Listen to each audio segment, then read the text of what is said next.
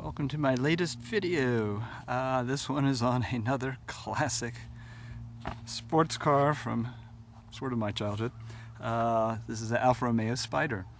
Apparently the Spider part comes from an English term for a two-seat open carriage which was called a speeder, and somehow speeder got mangled into Spider, and thus we have the Spiders of the Italian Ferraris and Alfas and all those.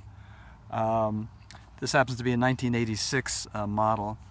The Alfa is actually an acronym, and it's a long Italian name, but in English translation it comes out to Anonymous Lombard Auto Factory. And it had been in business for a while, and then Alfa Romeo came in as the director, and he stuck his name on the end, so that's where you get the Alfa Romeo from. This sports car in all its iterations was in production from 1966 to 1993, which is 27 years, which is almost unbelievable. In 1962, Alfa had introduced a new model, the 105 series, with the Giulia, which is not spelled like you would think. It's Giulia. And that replaced the 101 series of the Giulietta. The Giulia was very similar mechanically to the subsequent Spider of this style. Had the same inline two-cam four-cylinder engine, solid rear axle with coil springs, independent front suspension, unibody construction, all those bits and pieces. So while they were making their Giulia, Pininfarina had been doing a series of prototypes, checking out different styling variations, basically from the late 50s to the early 60s. So this is the 1956 Superflow concept car by Pininfarina. So that was followed by the Superflow 2, which is this, and as you can see it has the scallop going down the side, which you see on the final production car. Though it also has wings in the back, which thank heavens you don't see in the final production car. So then we move up to the Superflow 3, which is starting to look an awful lot like the final production car. And this is, of course, the Superflow 4. And it just keeps getting closer and closer to the final product here. In 1961, they came out with the Alfa Romeo Giulietta SS Spider Aerodynamica, which was the final prototype before. In 1966, at the Geneva Motor Show, they bring out the actual Alfa Spider.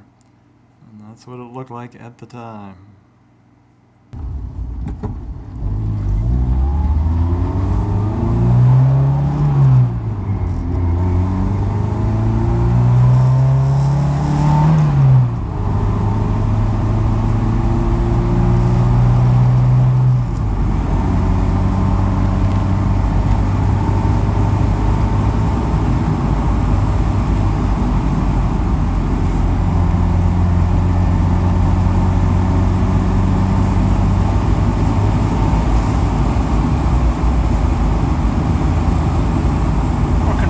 It's actually relatively quiet and pretty darn comfortable.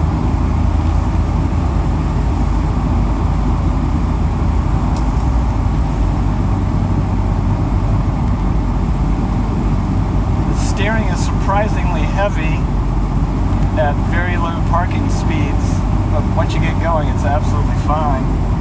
Now on the Series 4 I think they actually put power steering in, which wouldn't seem like it would be needed, but at slow speeds it definitely has a heavy.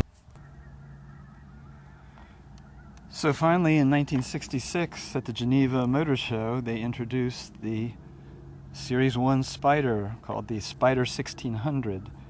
They wanted to call it the Duetto, but apparently that name had already been booked up by somebody else. So it became the Series 1 Spider 1600. What you got was a sexy Pininfarina shape, 4-wheel disc brakes, 5-speed transmission, which was pretty unusual for the time, 1600cc engine, which put out 108 horsepower.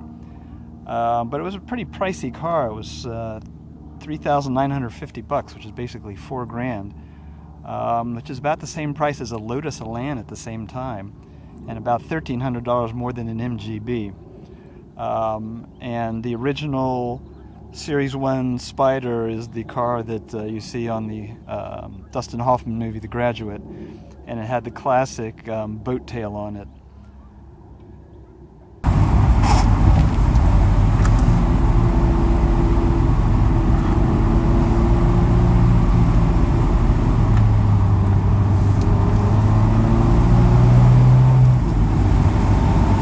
Tossable car because it doesn't weigh much, and even though it doesn't have a lot of power, for the weight it actually does pretty well.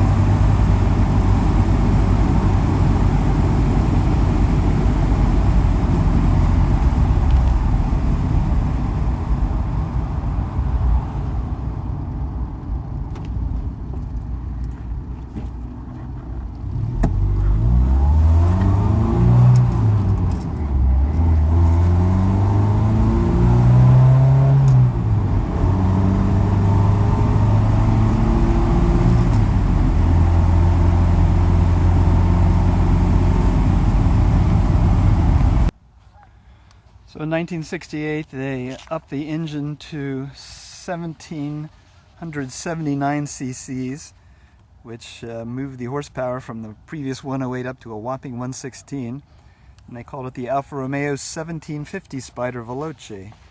And the US model had the first fuel injection, the mechanical Spica, or Spica, which again is an acronym that's unpronounceable. And then in 1970 they brought out the Series 2 Spider. That ran from 1970 to 1982, and it's most notable for having its boat tail chopped off flat like this one is, and that's called a cam tail, K-A-M-M, named after the German aerodynamic specialist who figured out that that was actually superior.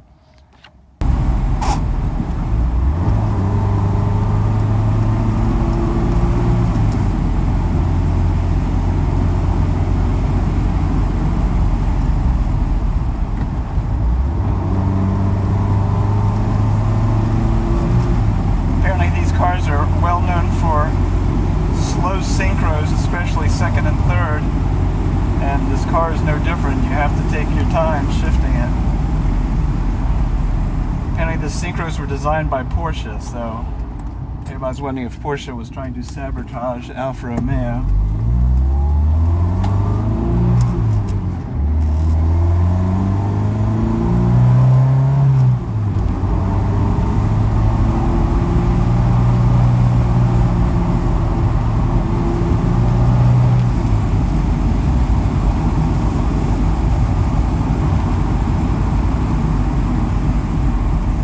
Also raked the windshield back a little more from the previous one and a slightly different grille.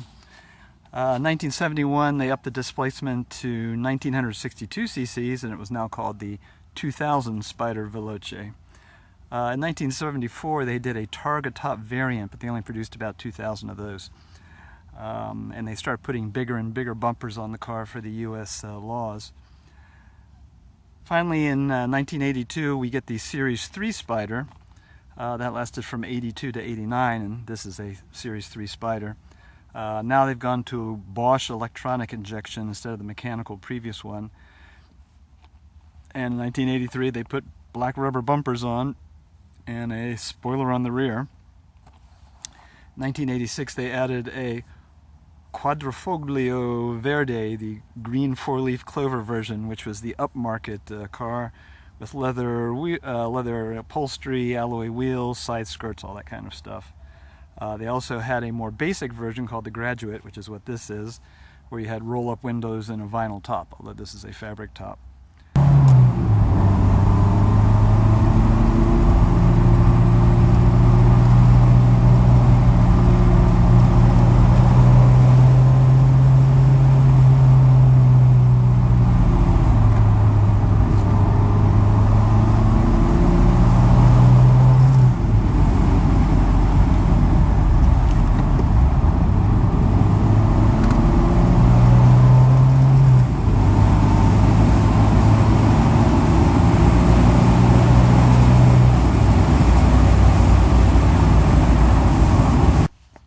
finally, from 1990 to 1993, you get the Series 4, which went to Bosch Motronic injection. You had plastic bumpers that were painted to match the exterior of the car. They actually put power steering in, and you got an airbag. Total output over the 26 years they were making these cars was over 115,000, so that's a hell of a lot of cars. Problems, same for most of the cars of this vintage. Rust, especially around the wheel arches, the rocker panels, and the floor pan. Apparently it's normal for the engines to leak oil. It's an all-alloy engine, and the alloy apparently expands and contracts more than other alloys, so expect to have some drips on your basement. Also, the aforementioned second gear synchros, designed by Porsche and known for weakness. The Series 3 and 4 cars have some grounding issues occasionally, which will cause your warning lights and gauges to flash on and off. And apparently this is known by the technical term of Johnny's Disco. And the oil pressure gauge is notorious for reading low when you're at idle at a stoplight. So you get a pretty good comprehensive instrument collection here. Get your tach, your speedo, water temperature, gas, oil pressure, and battery charge indicator up there. The weirdest thing about the car, and the first thing you notice when you get in, is the stick shift seems to be coming out of the dashboard instead of down on the console where you expect it to be. Seems very strange and idiosyncratic till you start using it. I mean, the advantages is going straight into the transmission, so you don't have a whole lot of linkage to flop around.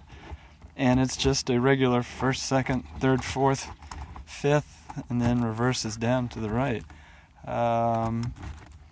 So it looks weird, but it really works very nicely.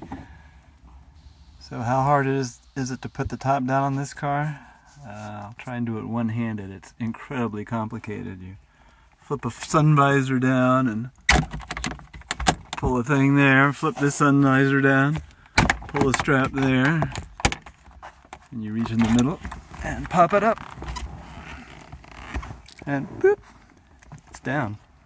Can't beat that. So it's actually got a pretty roomy and comfortable interior. As you can see, it is a graduate version because of the crank windows. And there's a fair amount of space behind the seats. You can actually put quite a bit of luggage back there. But in addition to that, you have a surprisingly roomy trunk. I mean, for a relatively diminutive sports car, it's got a pretty darn big trunk. The battery is back in the corner there for weight distribution, but you can really fit quite a bit of luggage and stuff in there. And here's the massive power plant. 2-liter, 4-cylinder, dual overhead cams, as you can see. It's chain driven, not belt, so you don't have to do the dreaded timing belt change. Other than that, it's pretty straightforward. Electrical fuel injection, so you really don't have to play with that. This car does not have air conditioning. I think the Quadrofoglio ones did. But power brakes, disc all around. The air filters down the big box here. Pretty straightforward, pretty basic, pretty easy to get at.